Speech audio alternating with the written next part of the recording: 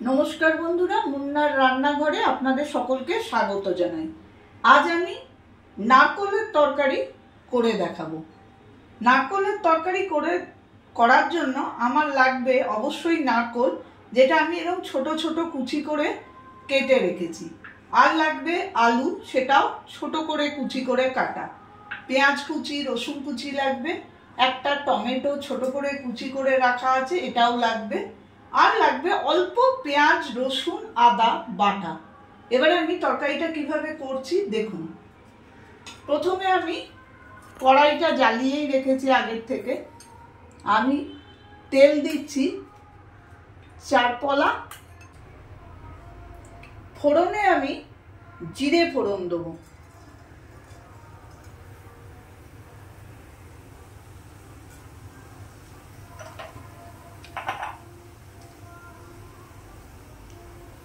ফোড়নটা একটু হতে দেবো।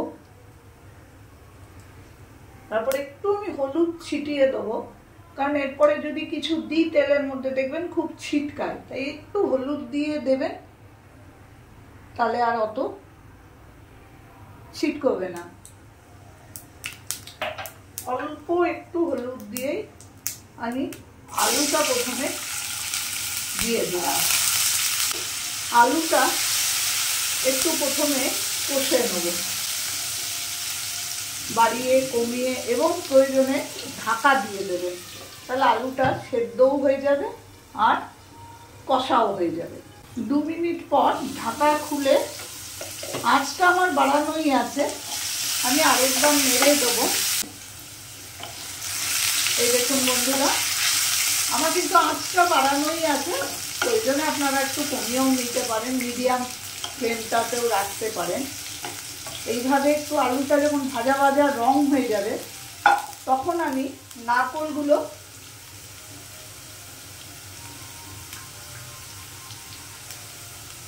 এর মধ্যে দিয়ে দেবো।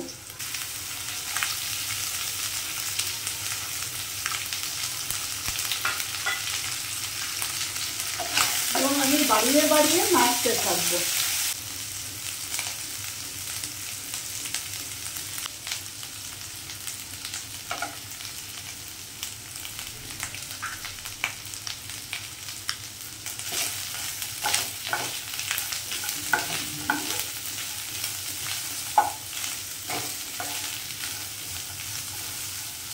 যতক্ষণ না নারকোলের টুকরোগুলো একটু ভাজা ভাজা হয়ে যাচ্ছে, ততক্ষণ একটু বাড়িয়ে নেড়ে নেবেন। এরপরে যেটা করবেন, এই যে আমি পেঁয়াজ কুচি আর রসুন কুচি করে রেখেছি, এটা আমি এর মধ্যেই দিয়ে দেবো। দিয়ে এইভাবে নাড়তে থাকবো। একই সঙ্গে আমার পেঁয়াজগুলো ভাজা হতে থাকবে। এইভাবে 3-4 মিনিট নাড়ার পর আমি আঁচটাকে একটু কমিয়ে দেবো, এবং এতে দেবো যেটা, সেটা হচ্ছে আমি এখানে একটা ছোট্ট পেঁয়াজ, একটু আদা, 4 কোয়া রসুনকে আমি বেটে রেখেছি, আমি সেইটা দেবো। এটা দিলে কি হবে, গ্রেভিটা একটু পুরু হবে, তাই আমি এটা দিয়ে দিলাম।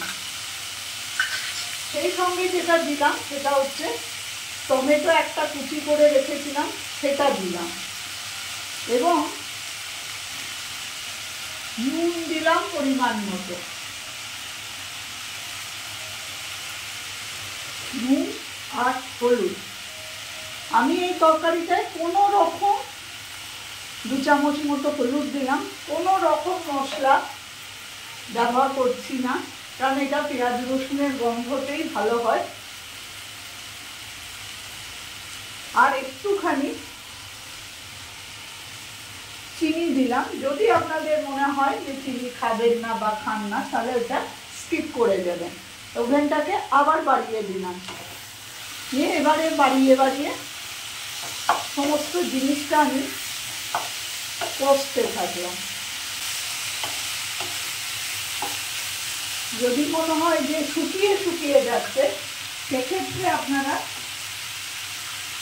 একটুখানি জল দিয়ে তারপরে আবার কষবেন, কিন্তু কষাটা খুব ভালো করে করতে হবে। সময় একটুখানি ওভেনটাকে আস্তে করে একটু ঢাকা দিয়ে দিতে হবে।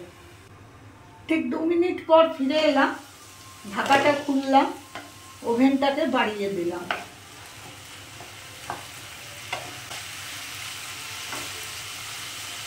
টমেটোগুলো প্রায় গলেই গেছে। আরেকটা জিনিস দিতে হবে বন্ধুরা, সেটা হচ্ছে একটু লঙ্কার গুঁড়ো, এই ছোট চামচের 1 চামচ, যাতে রংটা ভালো আসে। কমিয়ে বাড়িয়ে বেশ মিনিট 5-6 ধরে এটাকে ভালো করে কষাতে হবে, যতক্ষণ না গন্ধ, যেটা কাঁচা পেঁয়াজ রসুন আদার যে গন্ধটা আছে সেটা যতক্ষণ না চলে যাচ্ছে ততক্ষণ আমাদের কিন্তু এটা কষাতে হবে।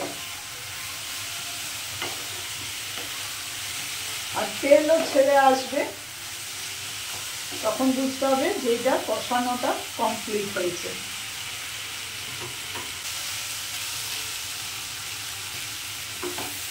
দেখে মনে হচ্ছে আমার যে আমার কষানো কিন্তু কমপ্লিট। এবারে আমি বেশ খানিকটা জল এতে অ্যাড করে দেবো। ভালো করে জলের সঙ্গে পুরো তরকারিটাকে মিশাবো।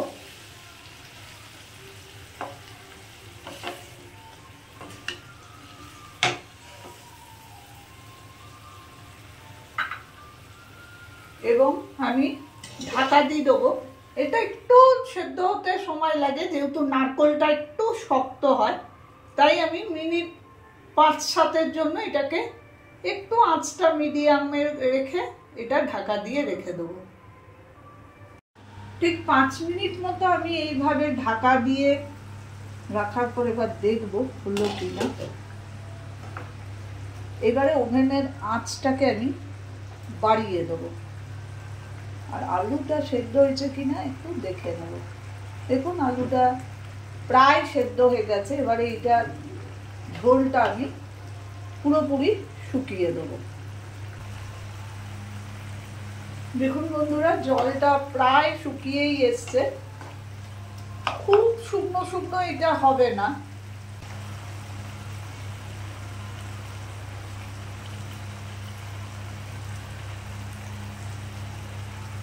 নারকেল আলুর তরকারি অলমোস্ট আমার কমপ্লিটের দিকে। এই তরকারিটা দিয়ে রুটি পরোটা বেশি ভালো লাগে, ভাতের সঙ্গেও খাওয়া যেতে পারে। বাড়িতে এইভাবে এই নারকেলের তরকারি করে দেখবেন, খুবই সুস্বাদু খেতে হয়। ঝোলটা আমার শুকিয়ে এসছে।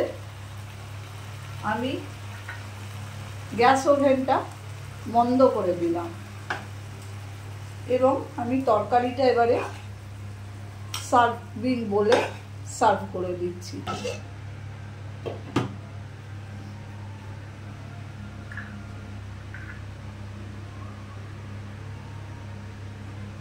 এইভাবে কাঁচা লঙ্কা চিড়ে আমি ওপরে দিয়ে দিলাম।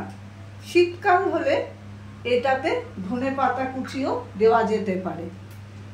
আমার নারকেল আলুর তরকারি কমপ্লিট হয়ে গেল। যদি রান্নাটা ভালো লেগে থাকে তো প্লিজ লাইক করবেন, শেয়ার করবেন এবং আমার চ্যানেলটিকে সাবস্ক্রাইব করে যাবেন। আমি হাজিরা হব আবার কোনো রেসিপি নিয়ে অন্য কোনো দিন।